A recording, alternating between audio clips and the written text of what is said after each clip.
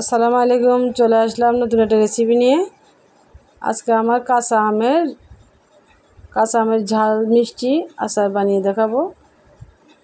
কিছু আম নিয়ে নিলাম। আমগুলো আমি ছিলে ধুয়ে ভালো করে শুকিয়ে রেখেছি। এখানে নিয়ে নিলাম আমের জন্য আচারের জন্য মশলা, চিনি। চুলাতে একটা কড়াই বসিয়ে দিলাম। সরষের তেল, কিছু পরিমাণ সরষের তেল দিয়ে দিছি। এখন আমি 3 চামচ চিনি দিয়ে দেবো। চিনিগুলো একটু গরম হলে ভালোভাবে নেড়ে চেড়ে নিতে হবে।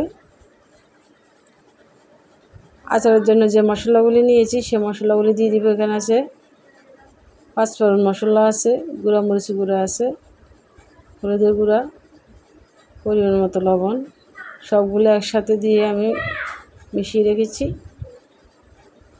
হলুদ আপনারা চাইলে বাদও দিতে পারেন। সবগুলো মশলা একসাথে কষিয়ে ভালোভাবে তেলে কষিয়ে নিতে হবে। এখন আমি পরিমাণ মতো লবণ দিয়ে দেবো।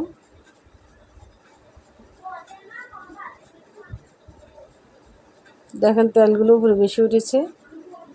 আমের জন্য যে মশলাগুলো নিয়েছি সেগুলো কষানো হয়ে গেছে। এখন আমি আমগুলো দিয়ে দিব।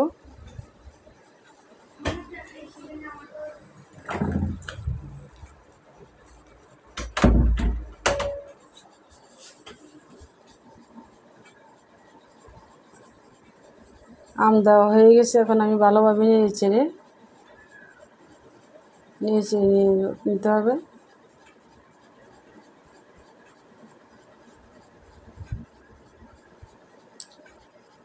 আমার থেকে কোনো পানি বের হয়নি, কারণ আমগুলো আমি রোদে শুকিয়ে নিয়েছি। একদিন রোদে শুকিয়েছি, এই জন্য আমের সমস্ত পানিগুলো রোদে টেনে নিয়েছে, শুকিয়ে গেছে। টক ঝাল মিষ্টি আচার, যে যেমন ঝাল খান, যে যেমন মিষ্টি পছন্দ করেন সে পরিমাণ মতো দিবেন। আমি ঝাল পছন্দ করি, এই জন্য মিষ্টির পরিমাণটা কম দিয়েছি। এখন আমি ভালোভাবে নেড়ে চেড়ে উল্টিয়ে পাল্টিয়ে ভালোভাবে সিদ্ধ করে নেব। যেহেতু আমি আমগুলো শুকিয়ে নিয়েছি, এই জন্য আমগুলো একটু শক্ত হয়ে গেছে।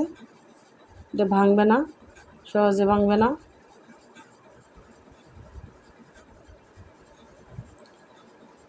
হয়ে গেছে আমার আমের আচার। এখন আমি আমগুলো ঠান্ডা করে নিয়েছি ফ্যানের বাতাসে। বয়ম আমি ধুয়ে শুকিয়ে রেখেছি। এখন শুকনো কাঁচের বয়মে আমের আচারগুলো রাখতে হবে। ভিজা বয়মে রাখা যাবে না, কারণ ভিজা বয়মে রাখলে আচারগুলো নষ্ট হয়ে যাবে।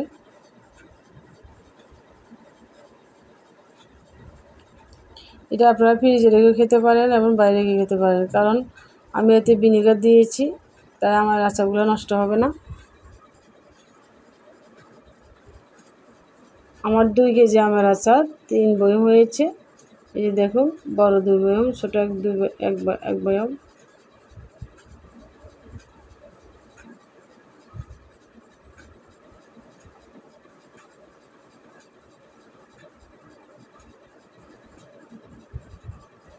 এই আচারগুলো রোদে না দিলেও চলবে, কারণ ভিনেগার দেওয়া আচার নষ্ট হয় না। এটা আপনারা ডাইনিং টেবিলে সাজিয়ে পরিবেশন করতে পারেন, এবং যে কোনো একটা জায়গায় রেখে খেতে পারেন। আপনাদের ইচ্ছা মতো আপনারা যেখানে রাখতে চান সেখানে, যেভাবে রাখতে চান সেভাবে থাকবে, কোনো সমস্যা না।